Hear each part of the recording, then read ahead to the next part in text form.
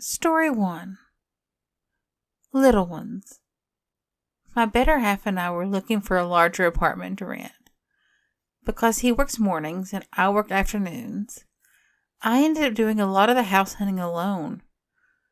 I went to look at like 5 different houses and apartments in one day. They were all far too generic for us. Little boxes in apartment complexes. Until the last one.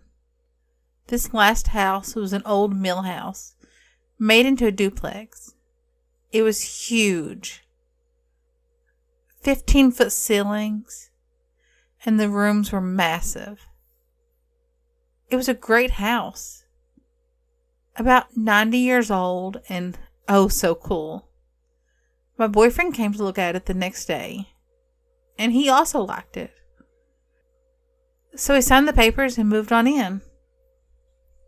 At first it was just little things. An odd pounding on the wall that we attributed to rambunctious neighbors. Cold winds that we thought were just usual drafts for an old house. But the cat.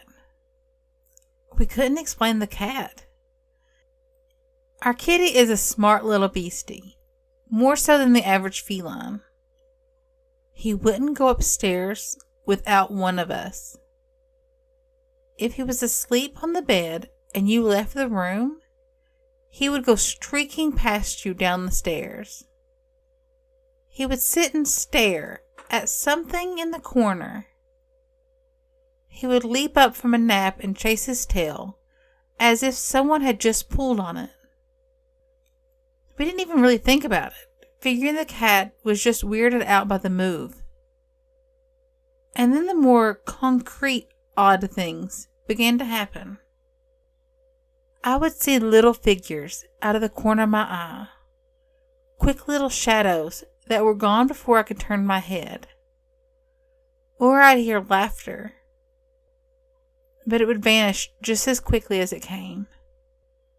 Sometimes I would hear crying as I was walking up the stairs. But these things were always short and soft. Enough that would make me think that it was a trick of my mind. My boyfriend and I were sitting watching a movie one night when something happened that convinced me it wasn't my overactive imagination. My boyfriend, who does not believe in any of this at all and is incredibly pragmatic, suddenly stopped the movie. He asked me if I heard that. "What?" I said. He looked at me and said, "Children screaming." I hadn't heard it, but I could see how upset he was. And more odd things have happened since then. My boyfriend and I both love kids, especially me. It's a running joke that I'm a baby magnet. Kids love me. We have several friends who bring their young children over to visit or for me to babysit. So I have toys all over the house. Our kitchen and living room are connected by a doorway with no door. You can see straight through. I was making a tuna fish sandwich a couple days ago and happened to glance into the living room. A small, brightly colored ball rolled across the floor. At first I thought the cat must be playing with it. And then I realized that the cat was sitting next to me, hoping to catch some floor-bound tuna. I was the only one home. My boyfriend swears that he saw a blonde-haired kid in our kitchen hiding under the table one day. I was babysitting our friend's toddler that day. He figured that it was the kid that I was babysitting, so he snuck over, planning to lift up the tablecloth and say, "Peekaboo." But when he lifted the tablecloth, there was no one there. Me and the toddler I was babysitting were 2 blocks away at the park. So here's the real clincher. One morning I woke up late. My boyfriend had gone to work, and I was planning to laze around the house, maybe do some yard work. I laid down on our couch and decided to watch a movie. Apparently, I dozed off. I woke up because someone was crawling up onto the couch. Seriously. To anyone who has kids or spends a lot of time with them, you know what this feeling is like. You're napping and you feel tiny hands on the couch, and the little body crawls up and snuggles down next to you. This has happened so many times that at first it didn't even faze me. And then I realized that none of the munchkins I care for were in the house. No one was in the house. Just me. And when I sat up, the weight was gone. And no one was there. None of this scares me. We rented the house because I told my better half that it felt happy, like a home. The only thing I can come up with is that the children of whatever mill worker lived there, in this house, are still around, and that's okay. I hope they like us, and our home. I'd rather have happy little ghosties than the not-so-nice ones. Story 2. Waking the Dead. When my mother took my brother and sisters and I to visit the cemetery on Memorial Day, I met him. We were warned to behave and not to wake the dead. Our father didn't even go with us, even though it was his own parents' graves that we were going to put flowers on. Mother just said that he was being funny about going to the cemetery. He acted like he would go and then backed out at the last minute. She also said that us kids made enough noise to wake the dead, and we better behave in the cemetery. There was some little old lady whom we encountered at the cemetery. She told us that we best not wake the dead, that they were in the grass and in the trees and in the bird song, and we had better respect them. They were her own ancestors who had come up the river from Mississippi to Missouri to reach the good farmland. One of my sisters called her a stupid old bat, and my brother said that they were just bones and not real people anymore. I declared that if a lawnmower didn't disturb them already, that us little kids wouldn't do that. In the cemetery, we children, I think I was about 8 at the time, put dandelion and clover on all the graves of people we didn't even know. We made prayers for them. We ran around, and eventually I decided to try to wake the dead, just to test it out some, to see if there was any truth to it. If it could really be done. Like the smart aleck I was. I kicked a gravestone, hard enough to stub my toe. I said some insults, and there was a flash of yellow-white light, and suddenly there was a young man standing in our midst. He was wearing something like bibbed overalls, but they were really just pants with suspenders, and a white button-up shirt. Cotton. He had a straw hat covering his straw-colored hair. He growled in a thick southern accent. "We don't need you coming around here. We don't need your dandelions. We don't need your clover.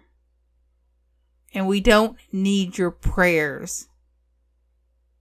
You better pack it up and head on down the road." At the time he appeared, I felt an icy chill. It was hair-raising, and we all ran back to our mother. I asked her why that guy was yelling at us, and she said that she didn't know.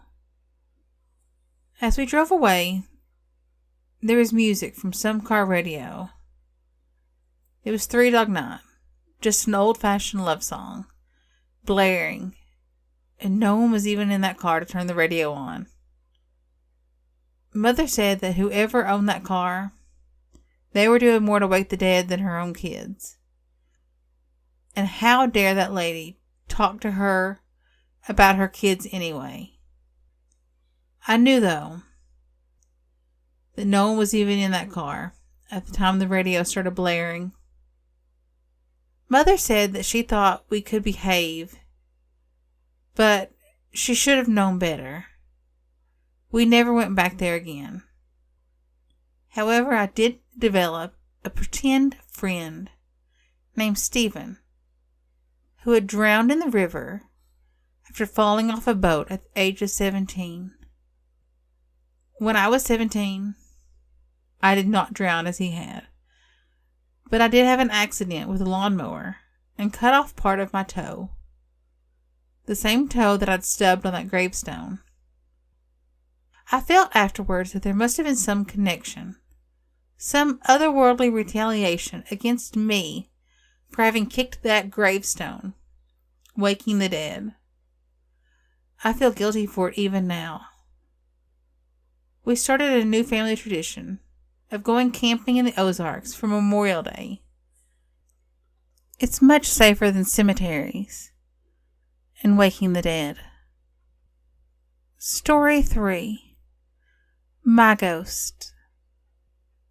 I've had a few experiences with ghosts in my house. My house is very old, probably about 60 years old.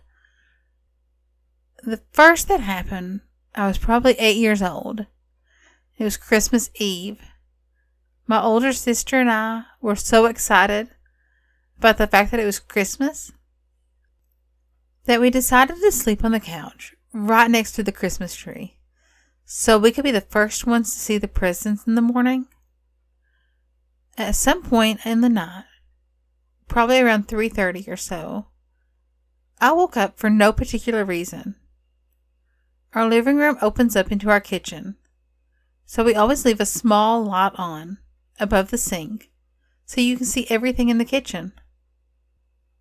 I woke up in the middle of the night and saw someone standing in the kitchen right in front of the counter. But then I noticed it wasn't a person. It just looked like a white figure in the shape of a person. It wasn't doing anything, just standing there. I figured I must be seeing things. My sister woke up about that same time, and before I even said anything or asked her about it, she said, "Do you see that in the kitchen?" I told her that I did, and she told me just to ignore it and try to go back to sleep. So I closed my eyes and tried to fall back asleep. But I got curious, and I looked again. The figure wasn't there anymore. Talking about it later with her, we both agreed that at no time were we afraid of whatever it was. But it was definitely something strange, and there was definitely something there. More recently, there have been other things that have happened in this house. I was standing in the bathroom at the sink washing my face. I bent down to rinse my face off, and when I came back up, one of the light fixtures was hanging in front of the mirror, swaying back and forth. I was the only one home, and I hadn't touched it. Coincidentally, that light always seems to flicker on and off. The one thing that seems to happen on a regular basis in this house is someone walking from one side of the room to the other in our hallway entryway. From the living room you can see into the kitchen and through the other doorway leading to the hallway entryway. As you sit in the living room facing that way, you will see out of the corner of your eye someone going from the bathroom towards the hallway. Other members of the family have seen this also. I personally always get a really bad feeling walking through the entryway at night. One morning, I had just woken up. The sun was already up, and right outside my doorway, I saw what looked like the shadow of someone standing there. But the shadow didn't look like it was on the wall, just in front of the wall. I could clearly make out a head and shoulders, and the shadow had some sort of thickness to it. Not flat like everyday shadows that you see everywhere. I looked at it for a few minutes before I even realized what I was looking at, and it just kind of disappeared. Thanks for listening. I hope you enjoyed the stories. If you did, don't forget to hit that subscribe button and give me a thumbs up. I really do appreciate it. Thanks for listening. Bye.